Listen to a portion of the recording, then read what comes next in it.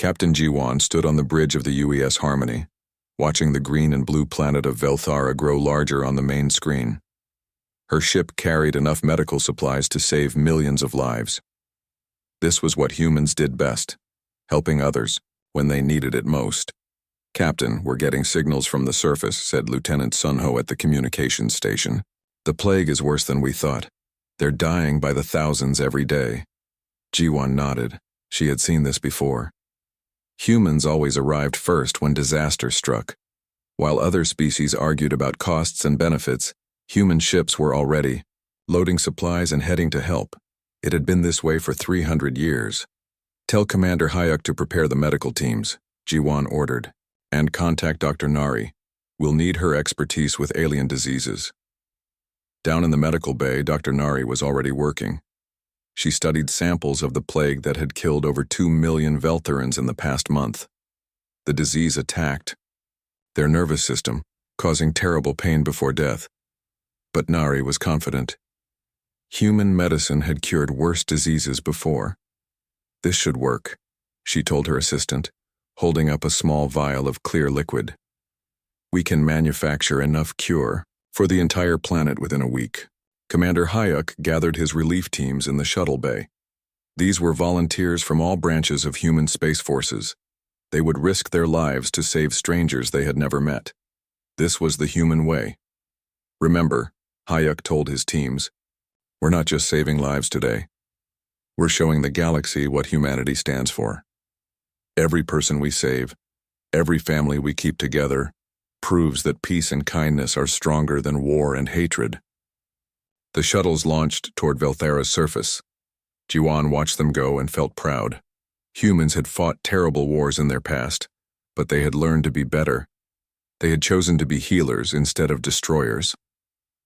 On the planet's surface, the Veltharans welcomed the humans with desperate gratitude. These tall, blue-skinned people were dying, and only human medicine could save them. Hayek set up medical stations in their largest cities, while Dr. Nari worked day and night to produce more cure. "You are blessed beings," said Elder Korvac, the leader of the Veltharans. "In all the galaxy, only humans come to help without asking for payment. You are the peacemakers of the stars." Hayek smiled at the praise, but he was thinking about other things. He had read reports from across human space. Everywhere humans helped, the same pattern repeated. They would arrive, save lives, negotiate peace, share technology, then leave to help others. It was a good system that had brought peace to dozens of worlds. But something was bothering him. Intelligence reports suggested that some of the conflicts humans resolved started again after they left. Pirates seemed to know exactly when human peacekeeping forces would be gone. Slave traders appeared in systems right after human relief efforts ended. "Commander," called Dr. Nari over the radio, "I need to show you something. Can you come to the lab?" Hayek found Nari staring at her computer screen with a worried expression. She had been studying the plague virus more deeply. "Look at this," she said, pointing to complex diagrams. "This virus didn't evolve naturally. Someone made it. The genetic markers are too precise, too targeted. This is a weapon, not a disease." Hayek felt cold. "Are you sure?" "Completely. Whoever made this new Veltharan biology perfectly, they designed it to cause maximum suffering before death. And look at this." She showed him another screen. "The virus has a built-in weakness. It's almost like they wanted someone to find a cure eventually. Why would someone create a disease they knew could be cured?" Nari's face was grim. "Maybe they wanted the planet weakened but not empty. Maybe they needed the population alive but grateful to whoever saved them." Before Hyuk could respond, alarms started blaring. Lieutenant Sunho's voice came over the communications system. "All teams, return to your shuttles immediately. We have incoming ships. Large fleet, unknown configuration." Hyuk looked up at the sky and saw them. Dozens of dark ships dropping out of hyperspace. They were angular and threatening, nothing like the smooth curves of human vessels. "Krillian, Empire ships," Nari whispered. "What are they doing here?" The answer came quickly. The Krillian ships landed in the cities where humans had just cured the plague. Soldiers in black armor poured out of the ships. But they weren't attacking the Veltharans. They were gathering them up, organizing them into groups. Yuck watched, in horror as he realized what was happening. The Krillians were collecting the healthy Veltharans, the ones human medicine had just saved. They were taking them as slaves. They planned this, he said into his radio. The plague, the cure, everything. They weakened the planet and waited for us to heal it. Now they're harvesting the survivors. On the Harmony, Captain Jiwan received reports from all over the planet. The pattern was the same everywhere. The Krillians were taking every healthy Veltharan they could find. The humans had saved them from disease only to deliver them to slavery. Captain, said Lieutenant Sunho, we're getting a message from the Krillian fleet commander. The main screen showed a reptilian face with cold yellow eyes. Humans, the Krillian said, thank you for your service. Your medical skills have provided us with excellent workers. We will take good care of your patients. Jiwan's hands clenched into fists. This is Captain Jiwan of the UES Harmony. Release those people immediately. The Krillian laughed. Or what? You will file a complaint with the Galactic Council? You will write angry letters? You humans are so predictable. You save them, we take them, you leave to save others. It is a profitable arrangement. The screen went dark. Jiwan stood in silence, watching as Krillian ships lifted off from Veltara's surface. Each ship carried thousands of the people she had just saved. Elder Korvac and his family were probably in those cargo holds, wondering why their blessed human saviors had abandoned them. Orders, Captain? Asked Lieutenant Sunho quietly. Jiwan stared at the departing ships. The Harmony was a medical vessel with light weapons. The Krillian fleet could destroy them easily. Following would mean death for her crew and no help for the Veltharans. Set course for Earth, she said finally, and send a priority message to Admiral Minho. Tell him we need to talk. As the Harmony jumped to hyperspace, Jiwan thought about Elder Korvac's words. Humans were supposed to be the blessed peacemakers of the stars. But what good was peace when it only helped evil people do evil things more easily? For 300 years, humans had chosen kindness over strength. Maybe it was time to reconsider that choice. 3 months after the Velthara incident, Lieutenant Sunho stood in the ruins of Seraphim 7. The colony that his peacekeeping unit had protected for 2 years was now nothing but burning metal and broken dreams. Krillian battleships had arrived, 6 hours after the human forces withdrew. 6 hours. They were waiting, Sunho said into his recorder. They knew exactly when we would leave. The families we protected, the children we taught to read, the farmers we helped plant crops, and they're all dead now. Turned to ash because we weren't here to stop it. Captain Yunji received the report while orbiting New Geneva in the Outer Rim. She remembered this place well. Her medical team had helped build an orphanage here for children whose parents died in the border wars. Local aliens and human refugees worked together to create something beautiful. Captain, her communications officer called. We're getting a distress signal from New Geneva. It's bad. The signal showed the orphanage Yunji had helped build. But it wasn't caring for children anymore.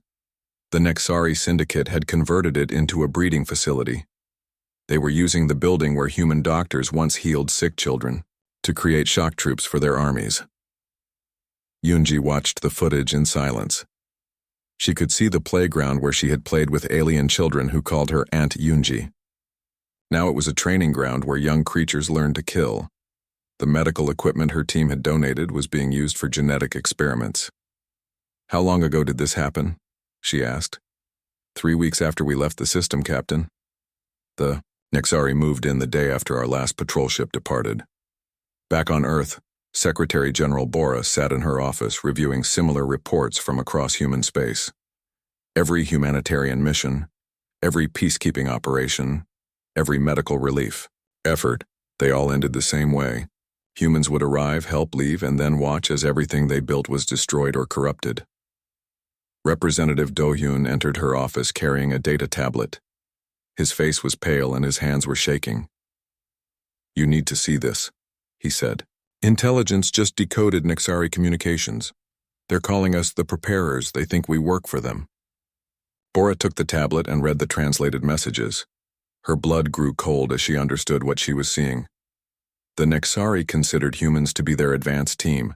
They believed humans were weakening planets and preparing populations for conquest. There's more, Do-hyun continued. The hospitals we built on Altair Prime are being used as interrogation centers. The peace treaty we negotiated between the Calarian states lasted exactly long enough for one side to position their fleets for a surprise attack. The food distribution system we set up on Gamma Station is being used to control which alien species get to eat. Bora set down the tablet and walked to her window. She could see Earth's blue oceans and white clouds. 300 years ago, humans had almost destroyed this beautiful world with their wars.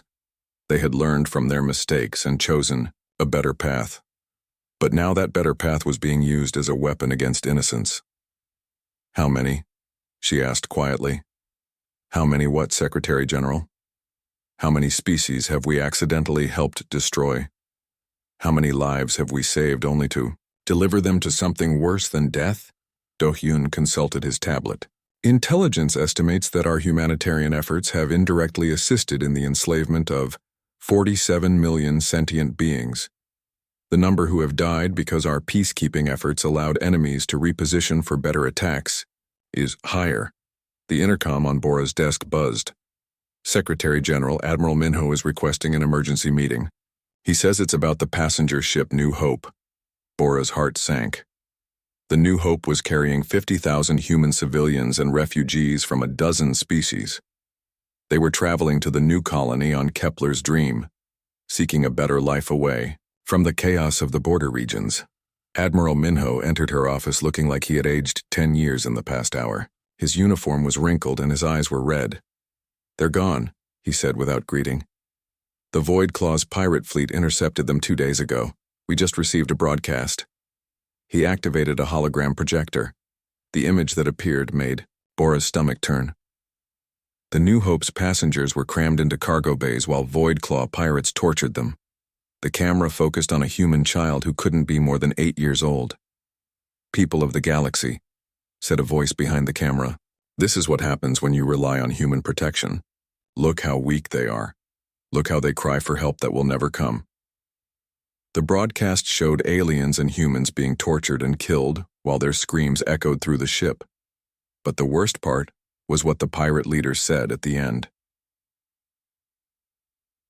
"We demand that all human military forces withdraw from the Outer Rim sectors. Your weakness makes this business profitable. Every time you negotiate peace, you create opportunities for us. Every time you save lives, you give us new slaves to sell. Stop interfering and maybe some of these people will live." The hologram shut off. Bora, Minho, and Do-hyun sat in silence for several minutes. "How many ships do we have in that sector?" Bora asked finally.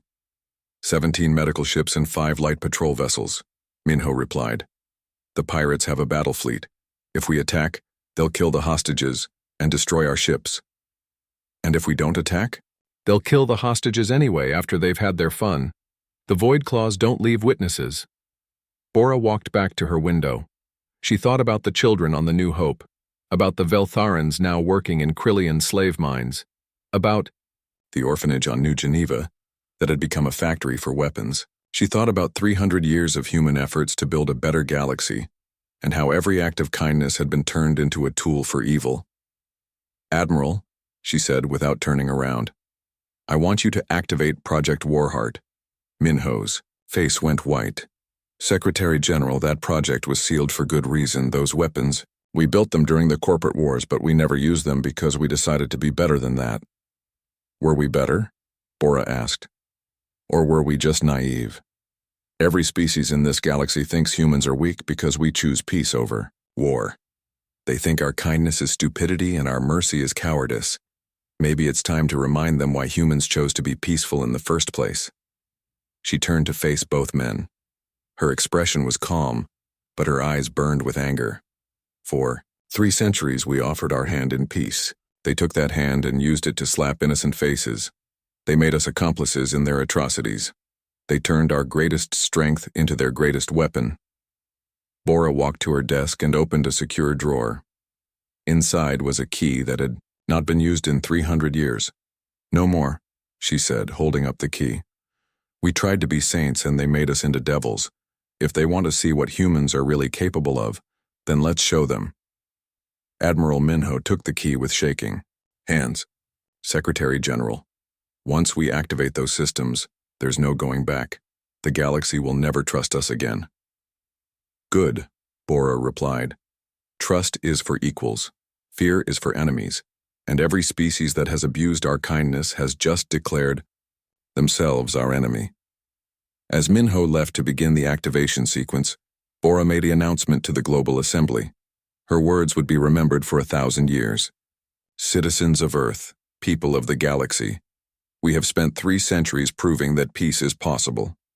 The galaxy has spent 3 centuries proving that some species don't want peace. They want victims. Today, we stop being victims. Today, we remember that humans were never peaceful by nature. We were peaceful by choice. That choice has been revoked. Deep beneath the surface of Luna, General Kiwan walked through corridors that had been sealed for 300 years. His footsteps echoed in the darkness as automated systems slowly came to life around him. Red warning lights bathed the walls, in crimson shadows. Project Warheart activation confirmed, announced an artificial voice. Warning, these systems contain weapons of mass destruction designed for total warfare scenarios. Please confirm authorization. Kaiwan held up the key Secretary General. Bora had given him. The scanner read his genetic signature and the key's unique code. Authorization confirmed. Welcome back to war, General Kiwan. The lights changed from red to blue as massive doors opened throughout the facility. Behind each door lay weapons that humanity had built but promised never to use. Singularity bombs that could collapse stars. Nanoswarm weapons that could disassemble planets atom by atom. Ships designed not to defeat enemies, but to erase them completely. Dr. Yuna emerged from one of the laboratories, wiping 3 centuries of dust from her hands. She had volunteered to enter stasis to maintain these weapons, waiting for the day humanity might need them again. That day had finally come. General, she said, her voice hoarse from the revival process. The weapons are in perfect condition. All systems are operational. The fleet is ready for deployment. How many ships? Kiwan asked. 5,000 dreadnoughts, each one capable of destroying entire solar systems, plus support vessels, carrier ships, and the special projects. She paused, her expression growing dark. General, these weapons weren't designed for conquest. They were designed for extinction. Kiwan nodded. The galaxy has made its choice, Doctor. They decided that human kindness was weakness to be exploited. Now they get to learn what human strength actually looks like. In another part of the facility, engineers were reviving the most dangerous creation of all, the Tactical Analysis Network. This artificial intelligence could process millions of battle scenarios simultaneously, predicting enemy movements and calculating the most efficient ways to eliminate threats. TAN online, reported the lead engineer. All combat protocols active. Estimated time to total galactic pacification, 14 months. Acceptable, Kiwan said.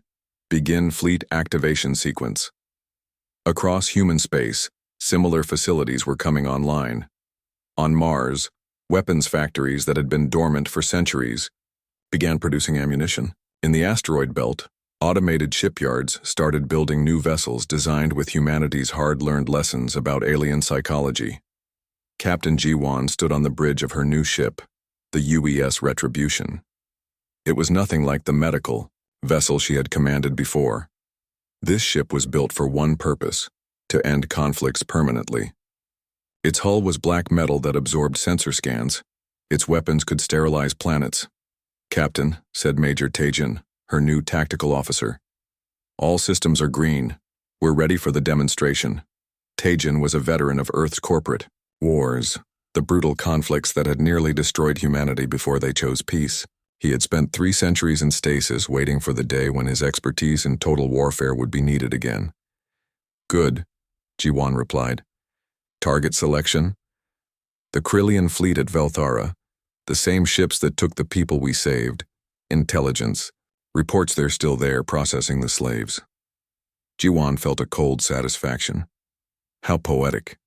We save them, the Krillians take them, and now we take everything from the Krillians. Dr. Yuna's voice came over the ship's communication system from Luna Base. All vessels, this is Warheart Command. Operation demonstration is authorized. Show the galaxy what we've been hiding. The Retribution jumped to hyperspace along with 50 other ships.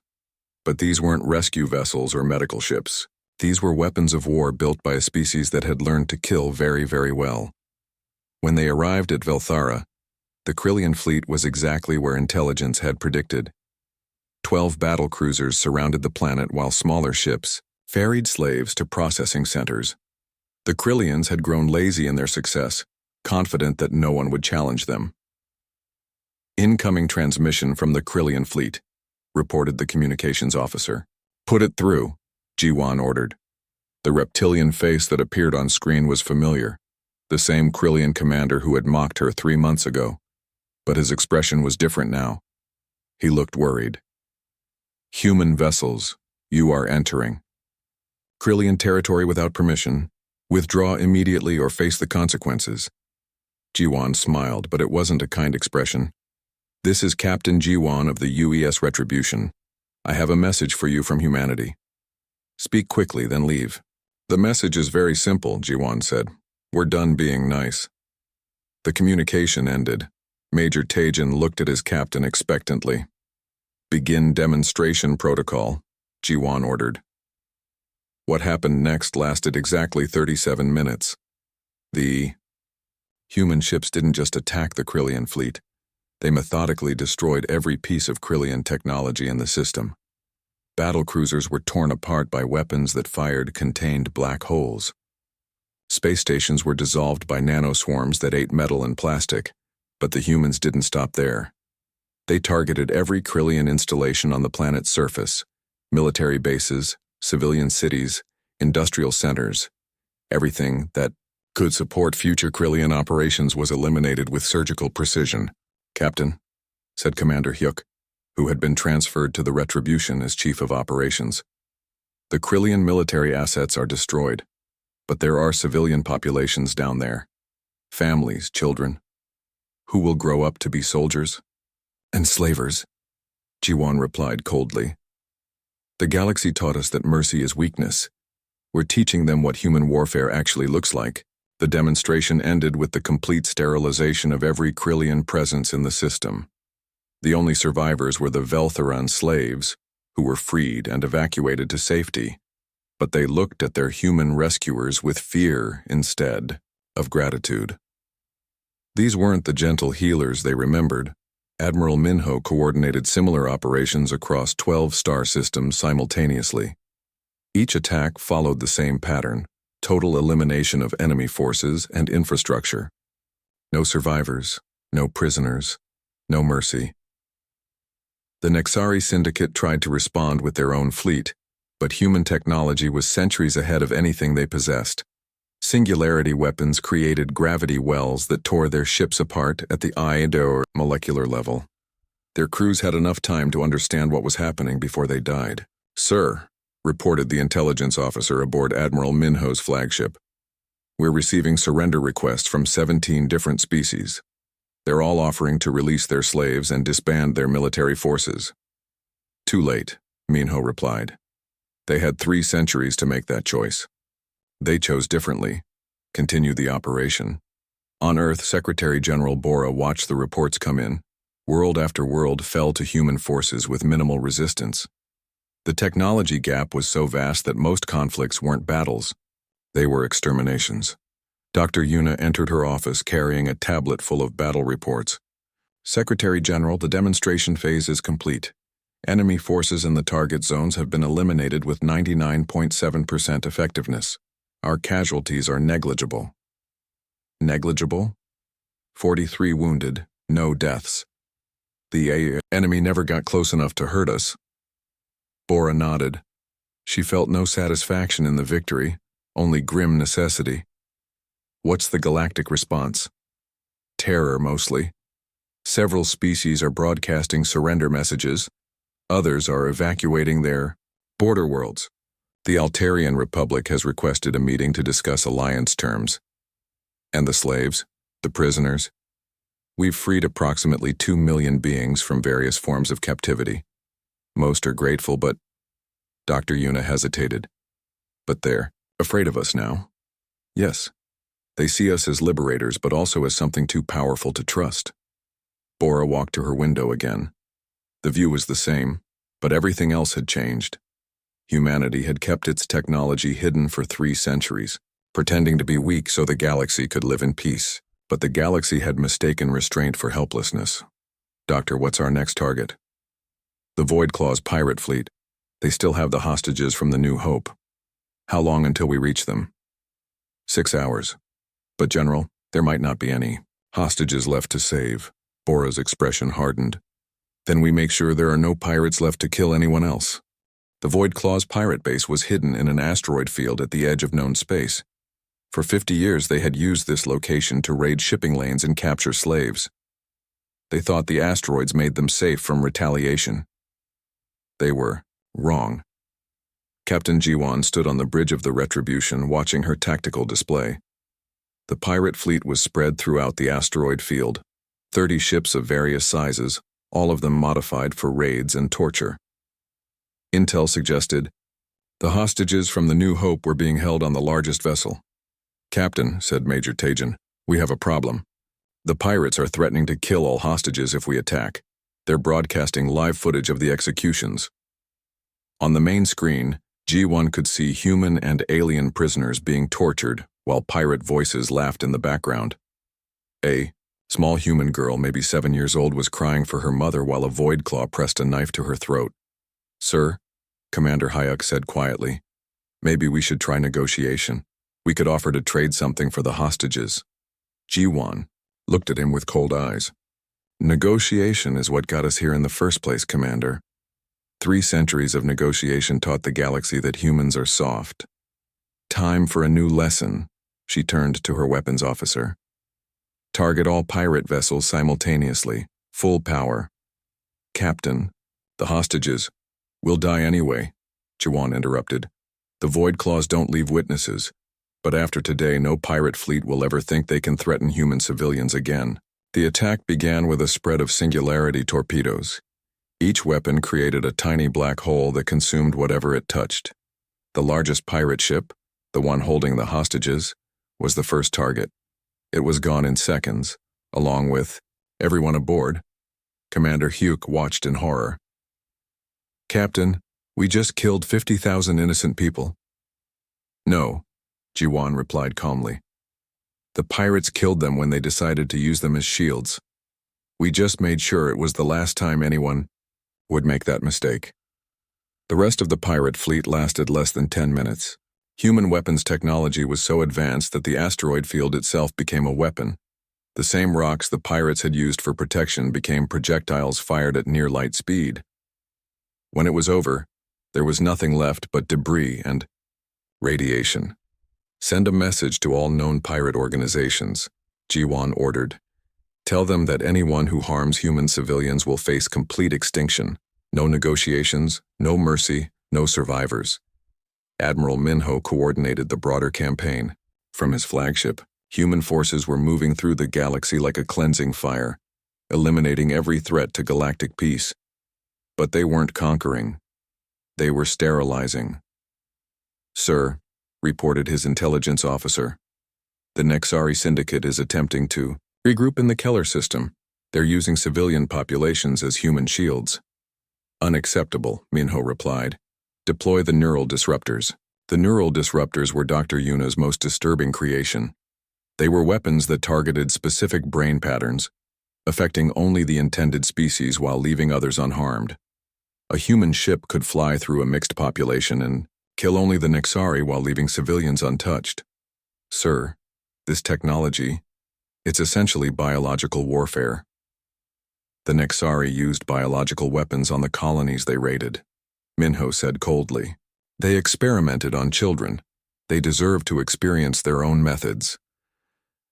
The attack on the Keller system demonstrated humanity's new philosophy of warfare. Instead of avoiding civilian casualties, they used precision weapons to eliminate only their enemies. Nixari soldiers dropped dead in the streets while alien civilians watched in terror and confusion. But the psychological effect was more devastating than the physical damage. Every species in the galaxy realized that humans could kill selectively, that nowhere was safe from human weapons, and that human technology was centuries beyond anything they possessed. Major Tajin led ground operations on Krillian Prime, the heart of the slave empire. His forces didn't just attack military targets. They systematically dismantled the Krillian belief in their own superiority. Broadcast this on all frequencies, Tajin ordered his communications team. He held up a datapad showing detailed plans for the complete extinction of the Krillian species. Every military installation, every colony, every ship. We know where they all are. We can end their entire civilization whenever we choose. The captured Krillian officers were forced to watch as human forces demonstrated weapons that could crack planets or boil oceans. Then they were released to spread the message to their people. "Why are you letting us go?" asked a Krillian general. "Because you're going to tell your people what you've seen," Tajin replied. "You're going to explain that humans have been holding back for 3 centuries. You're going to make sure every Krillian understands that their species exists only because we allow it." The psychological warfare was more effective than any physical attack. Within days, Krillian military units across the galaxy were surrendering without fighting. Their commanders had seen the extinction plans and knew resistance was pointless. Dr. Yuna's research teams had studied every known alien species, mapping their weaknesses and developing targeted weapons. Viruses designed to attack specific immune systems, sonic weapons tuned to alien hearing frequencies, psychological warfare programs that exploited species-specific fears. The Altarians respond to displays of overwhelming force, she reported to Admiral Minho. The Kepler organisms are terrified of environmental changes. The Silicon Collective fears anything that affects their communication networks. Recommendations? We don't need to kill them all. We just need to demonstrate that we can kill them. All. Once they understand our capabilities, most species will comply with our requirements. But some species chose to fight back. The Riftborn Confederation attacked a human medical station, thinking they could repeat the pirates' success. They were wrong. The human response was swift and total. Every Riftborn world was targeted simultaneously, not with planet killers or exterminatus weapons, but with something worse: complete technological shutdown. Human nanoswarms infiltrated every Riftborn device, every computer, every piece of technology more advanced than a sharp stick. Within hours, an interstellar civilization was reduced to the Stone Age. "The Riftborn still exist," reported the operation commander, "but they'll spend the next 1,000 years rebuilding basic tools. They're no longer a threat to anyone." Secretary General Bora received reports from across the galaxy. Humanity's war machine was performing exactly as designed. Overwhelming, precise, and terrifying. But she took no joy in the victories. "Casualty report?" she asked Dr. Yuna during their daily briefing. "Human forces, 137 wounded, no deaths. Enemy forces, approximately 2.3 billion eliminated. Civilian casualties are harder to calculate but estimated at less than 50,000. And surrender offers? 47 species have offered complete capitulation. 63 have requested negotiations, 12 have gone silent. We assume they're planning some kind of response." Bora nodded. "How long until we achieve total galactic pacification?" "At current rates, 8 more months. But General, we need to discuss the post-war situation. What do we do with a galaxy that fears us more than they feared their own predators?" It was a good question. Humanity had set out to stop being victims, but they had become something much more dangerous. They were now the apex predator in a galaxy full of prey animals. "We give them exactly what they deserve," Bora said finally. 3 centuries ago, we offered them partnership. They chose exploitation. Now they get protection instead, whether they want it or not. Captain Yunji was commanding a sector patrol when she encountered a merchant fleet from the Traders Guild. These were the same aliens who had sold weapons to both sides of conflicts that humans were trying to resolve. "Human vessel," came the transmission. We wish to discuss terms for continued cooperation. Yunji's response was simple. You have two choices. Become exclusive suppliers to human forces, providing goods at cost with no profit margin, or be classified as war profiteers and face the same fate as the Krillians. But those terms would bankrupt us. Then you should have thought about that before you made money from human blood.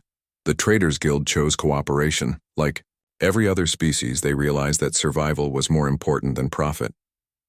Dr. Nari found herself working in refugee camps filled with beings that humanity had liberated from various forms of slavery.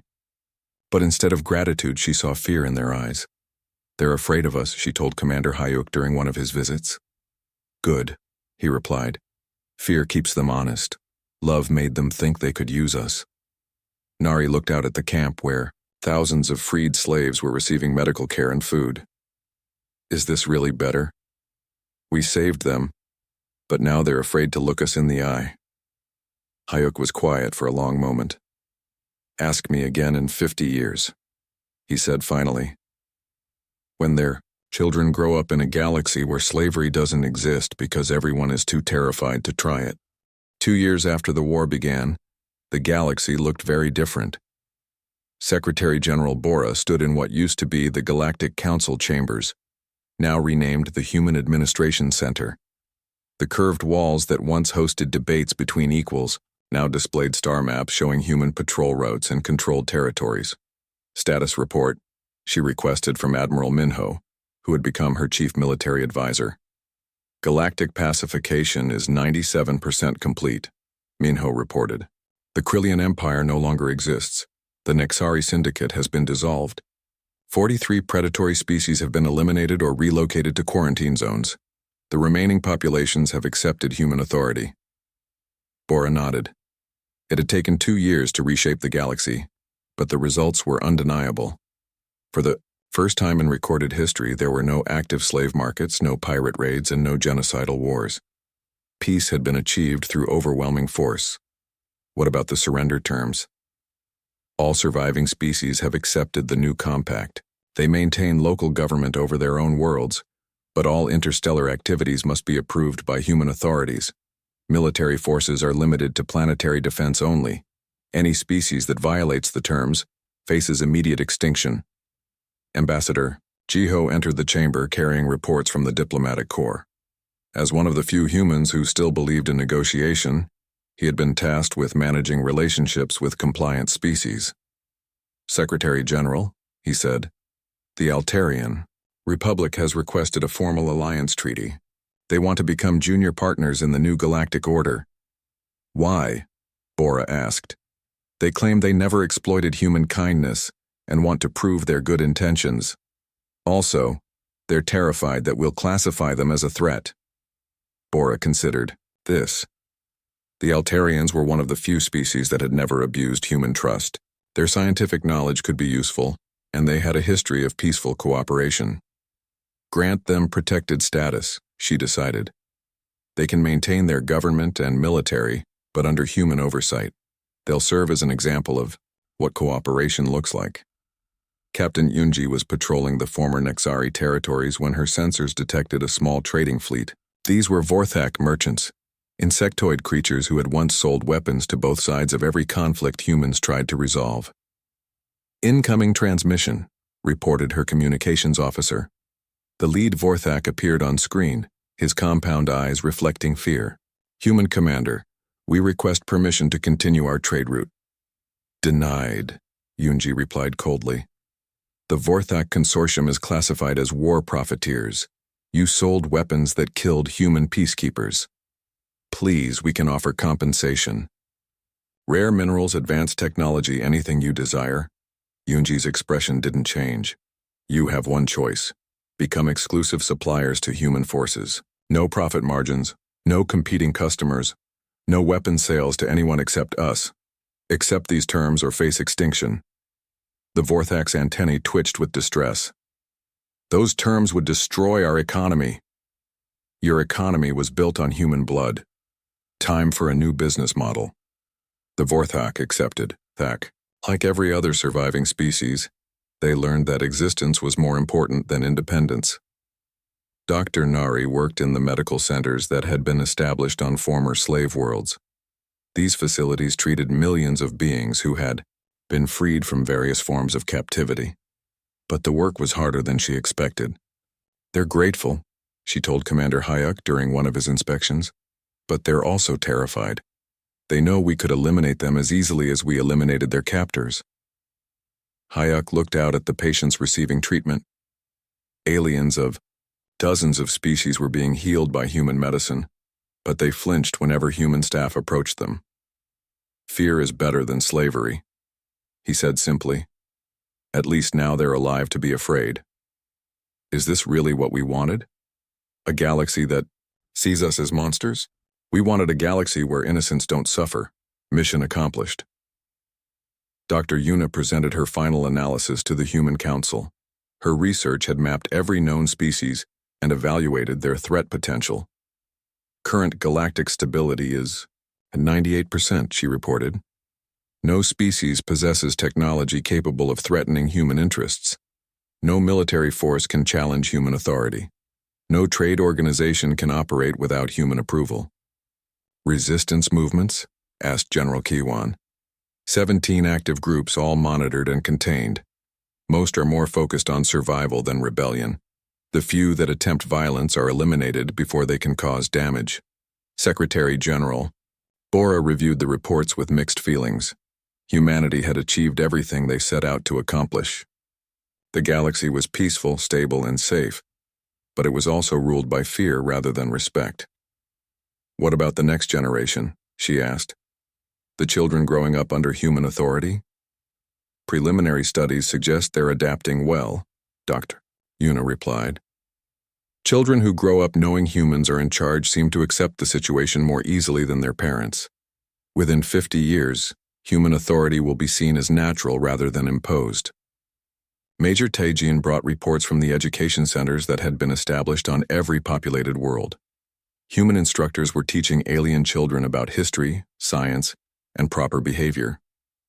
"The curriculum emphasizes the benefits of human protection," he reported. "Students learn about the chaos that existed before human intervention. They're taught that cooperation leads to prosperity while resistance leads to extinction." "Are they learning about human history?" Bora asked. "Selected portions. They learn that humans were once violent but chose peace. They learn that other species abused that peace and forced humans to reclaim their strength. The message is clear. Humans prefer peace but are very good at war." Captain G1 commanded the patrol fleet that monitored the quarantine zones where dangerous species had been relocated. These areas contained the survivors of civilizations that had refused to surrender. "Status of the quarantine zones?" Bora requested. "Stable," G1 reported. "The relocated populations are adapting to their new circumstances. Most have established sustainable societies within their assigned territories. Escape attempts are rare and unsuccessful. Quality of life? Adequate.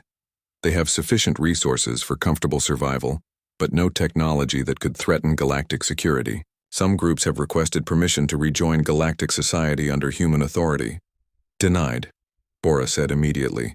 "They made their choice when they chose resistance over cooperation." Ambassador Jiho managed the communication channels with compliant species. His report showed a galaxy that was learning to function under human oversight. "Trade is flowing smoothly through human-approved channels," he reported. "Scientific research continues under human supervision. Cultural exchange is increasing, though always with human monitors present." Complaints? The usual. Some species feel the restrictions are too harsh. Others worry about long-term human intentions. But compliance rates remain above 99%. Good. Fear works better than trust. Dr. Nari submitted her final report on the liberated populations. Millions of former slaves were now living in human-protected territories, free from their captors but under constant surveillance.